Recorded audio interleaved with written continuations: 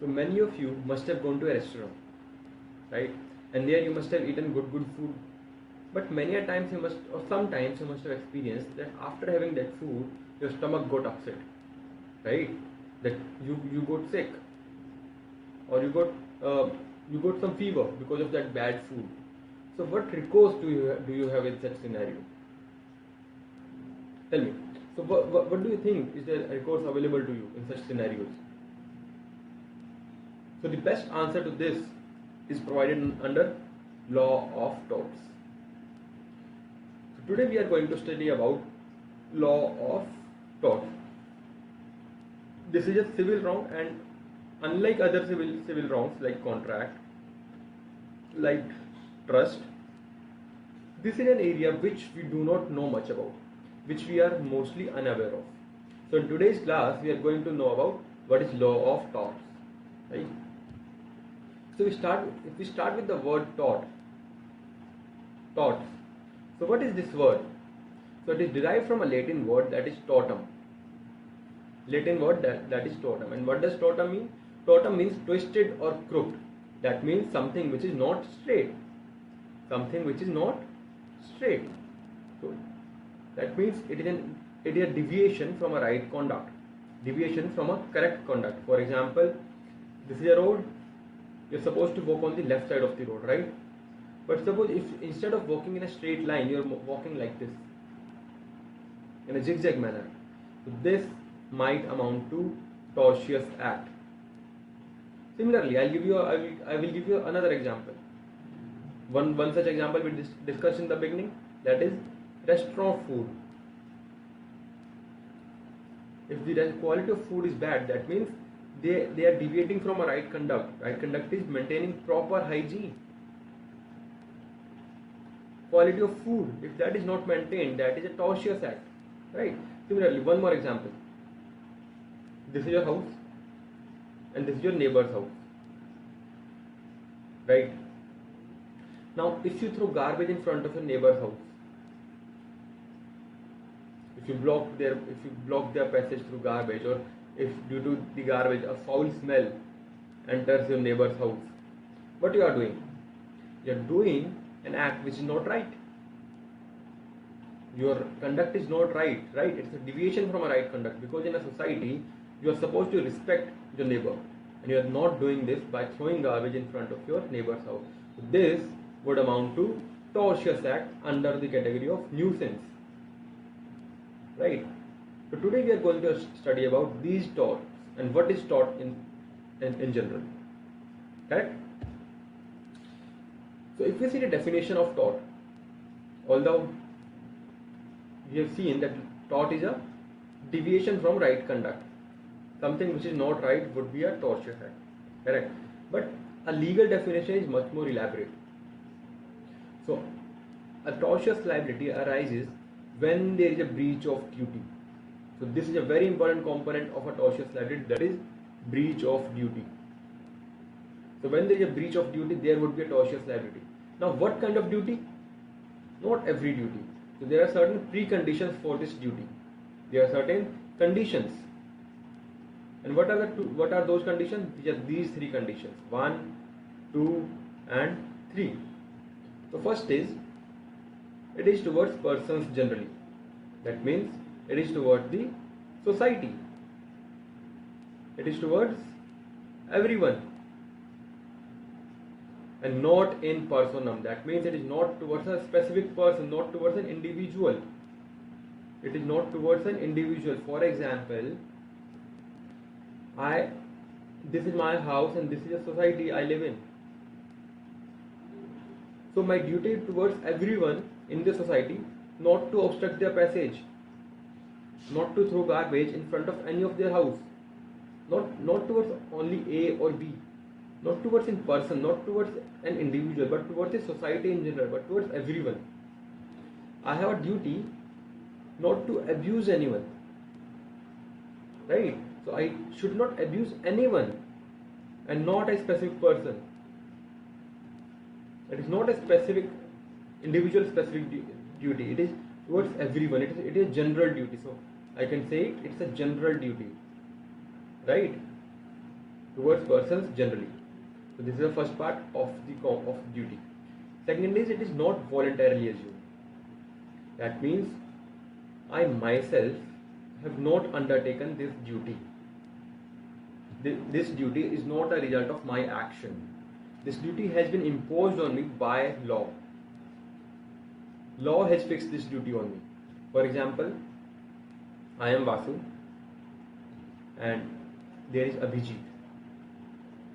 So Vasu and Abhijit enter into a contract for sale of property. Right? Now, price, execution, tax, who will pay the tax, when will the rent, etc. These things, these all are determined by the parties, right? Vasu and Abhijit will determine this. कि कब मैं घर खाली करूँगा, कब मेरे को किराया मिलेगा, कब कितने टाइम में मेरे को रेंट देना है. So these all are fixed by the parties themselves. Vasu and Abhijit will mutually decide. Law is not coming into picture in here. On the other hand, when I talk about abuse, so do I have an agreement with Abhijit not to abuse him? I do not. It is not voluntarily assumed, but law has fixed this, that I should not abuse anyone. So when we are talking about voluntarily assumed, it is basically in contract. In contract, we see that there is a duty which we take upon ourselves in general, but under tort, we do not take the duty upon ourselves. That rather it is fixed by law. Got it? And now the third point. Third point is remedy. So in case, so now the third point is remedy.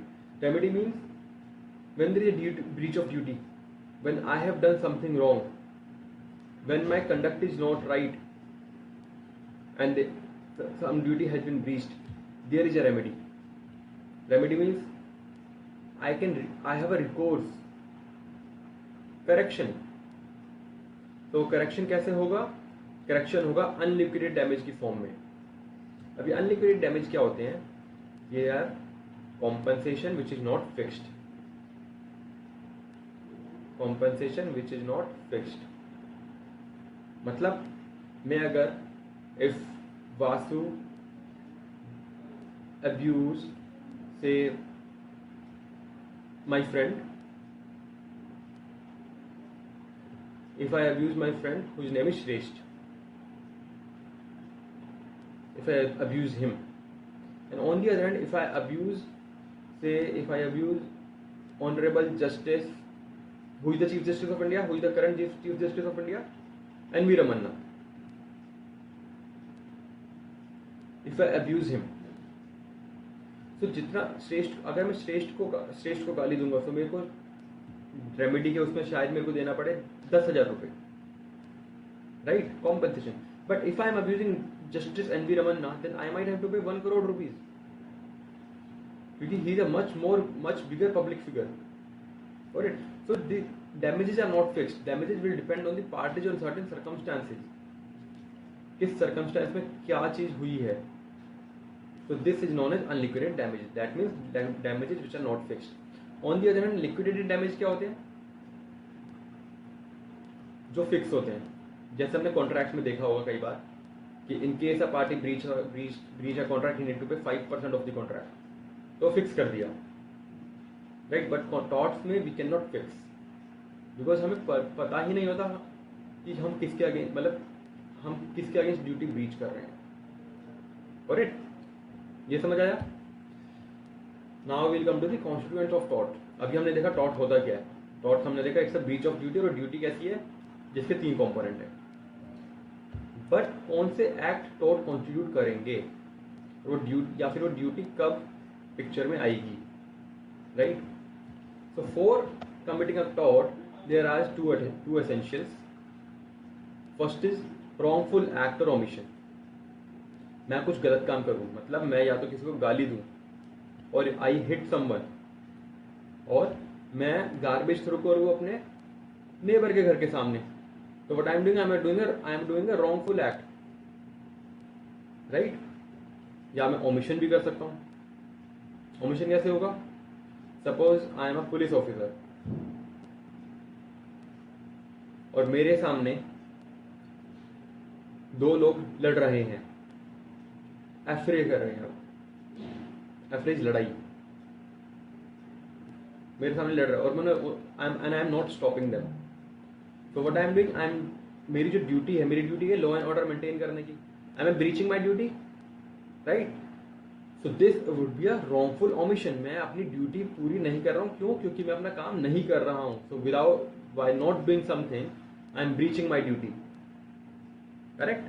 So another example if we take, so these are COVID times.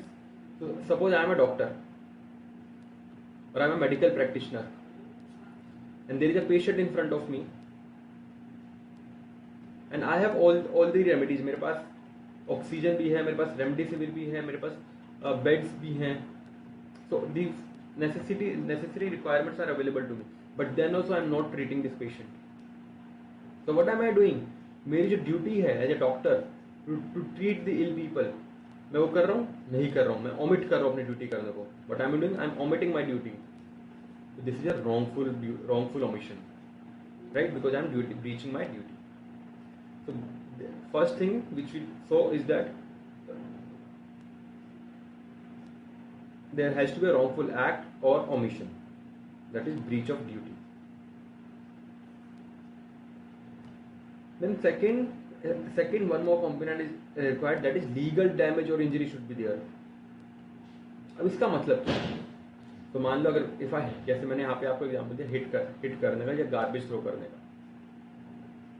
तो if I am hitting someone, मैं क्या कर रहा हूँ? मैं उसकी right to dignity violet कर रहा हूँ, राइट टू बॉडी वायलेट कर रहा हूँ,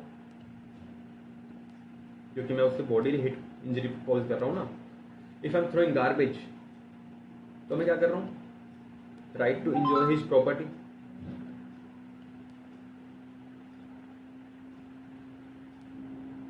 right to enjoy his property, क्योंकि वो अपनी प्रॉपर्टी में अच्छे से नहीं रह पा रहा है. तो उसका कुछ राइट इन्फ्रिंज हो रहा है. Are you seeing? उसका कुछ राइट इन्फ्रिंज हो रहा है. So when I am doing a wrongful act और omission, there should be a legal injury. There should be a legal injury. And in some cases there might not be legal injury. अब उसका क्या देखेंगे? मतलब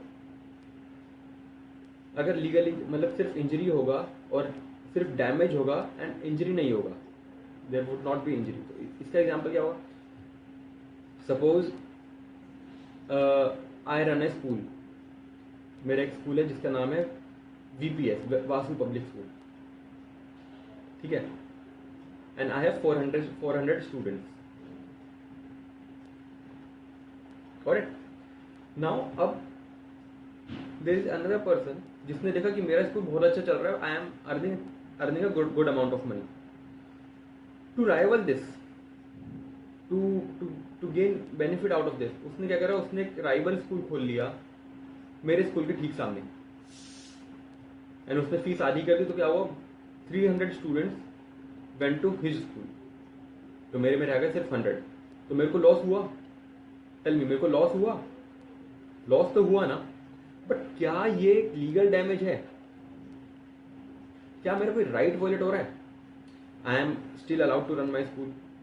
मैं उनसे fees 100 student से जितनी फीस चाहूँ उतनी ले सकता हूँ, मैं जैसे चाहूँ वैसे पढ़ा सकता हूँ. मेरा right to trade and occupation तो वॉयलेट नहीं हो रहा है ना. इस राइवल पर्सन ने क्या करा? बस इसने अपना right to trade and profession exercise करा. तो मेरा कोई राइट वॉयलेट नहीं हो रहा है. जो यहाँ पे मैंने राइट देखा था ना, वो कोई राइट वॉयलेट नहीं हो रहा है. तो in such a situation we would say कि मेरे को डैमेज तो हुआ है बट इंजरी नहीं हुई है. इंजरी हम बोलते हैं लीगल इंजरी को, जब कोई राइट वॉयलेट हुआ. तो मेरे को डैमेज तो हुआ है बट इंजरी नहीं हुई है. तो इन दिस केस हमें लीगल रेमेडी नहीं मिलेगी. सो लीगल रेमेडी कब मिलेगी? लीगल रेमेडी तभी मिलेगी जब रॉन्गफुल एक्ट ओमिशन हो and there is a legal damage, then there would be a legal remedy. ठीक है ना. अब ये जो सिचुएशन मैंने आपको बताया, जहां पे मैंने स्कूल वाला एग्जांपल आपको दिया, ये स्कूल है, मेरे 400 से 100 स्टूडेंट्स रह गए, तो मेरे को डैमेज तो हुआ है, राइट? आपने एक्सेप्ट करा डैमेज तो हुआ है, बट इंजरी नहीं हुई है, राइट? इस सिचुएशन को हम बोलते हैं डैमनम साइने इंजूरियाटिस. डैमनम मतलब डैमेज, साइने मतलब विदाउट, एंड इंजरी मतलब लीगल इंजरी. तो I have occurred loss without legal injury, मेरे को लॉस हुआ है बट इंजरी नहीं हुई है, no legal damage and hence no compensation. और क्योंकि कॉम्पनसेशन क्यों नहीं मिलेगा, क्योंकि लीगल रेमेडी नहीं मिलेगी मेरे को। तो जब क्योंकि टॉर्ट के लिए मेरे को क्या चाहिए, लीगल डैमेज चाहिए, अब लीगल डैमेज नहीं हुआ तो इसलिए लीगल रेमेडी नहीं मिलेगी, तो देयर इज नो कॉम्पनसेशन। ठीक है, इसका मैं एक और एग्जाम्पल देता हूँ डैमनम साइरेन इंजूरिया का। सपोज अभी कोविड, जैसे अभी कोविड टाइप चल रहा है, ठीक है, मैं आज बीमार पड़ा, Vasu got ill and I have a neighbour जिसका नाम है Saket.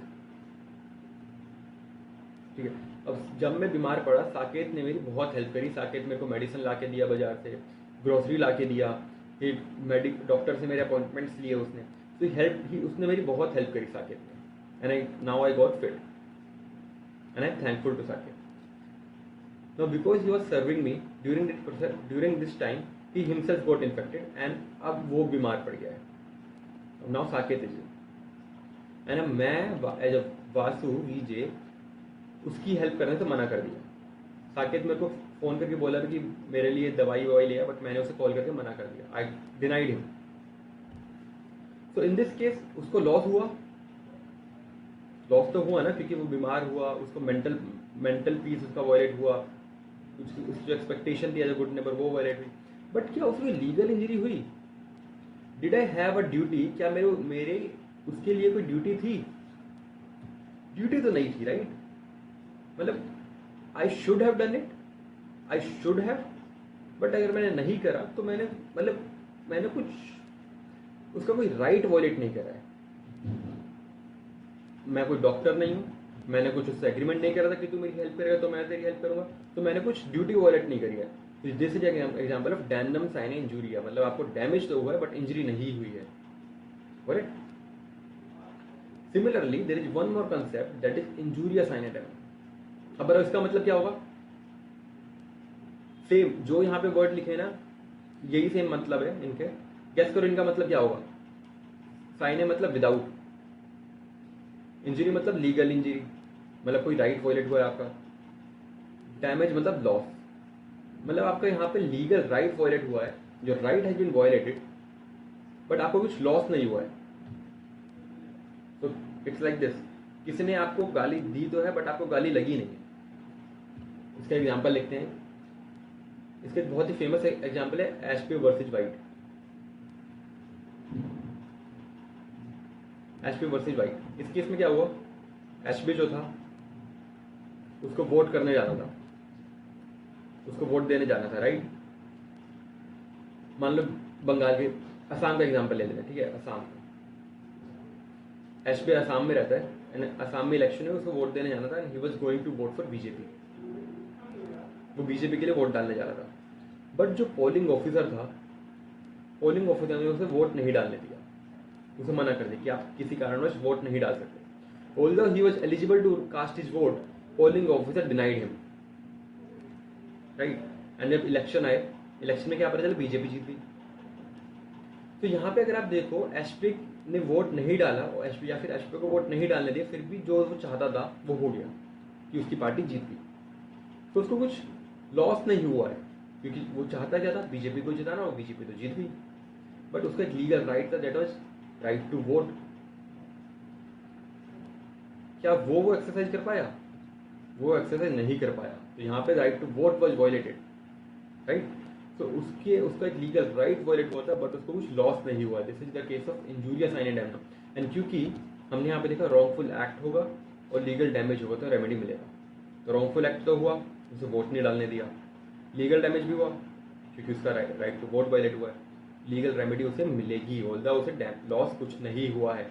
Despite no loss he will get remedy, so he will get compensation. और इस चीज को हम बोलते हैं, उबी जस इबी रेमेडियम, मतलब जस मतलब राइट एंड रेमेडियम मतलब remedy. So where there is a right, there is a remedy, correct? जहां पे भी आपका कोई राइट होगा उसकी एक रेमेडी होगी। जैसे हमने देखा ना अभी यहाँ पे एस्ट्रो वर्सेस वाइट में कि although there was no right था बट लॉस नहीं था, तो हमें कॉम्पनसेशन मिला। Ubi jus ibi remedium is an extension of injuria sine damnum. ठीक है, यहाँ तक समझ आया? I hope this is clear. In the next class we will move forward with tort के बारे में थोड़ा और डिटेल में देखेंगे, टॉर्ट किस किस टाइप के होते हैं। With this, thank you.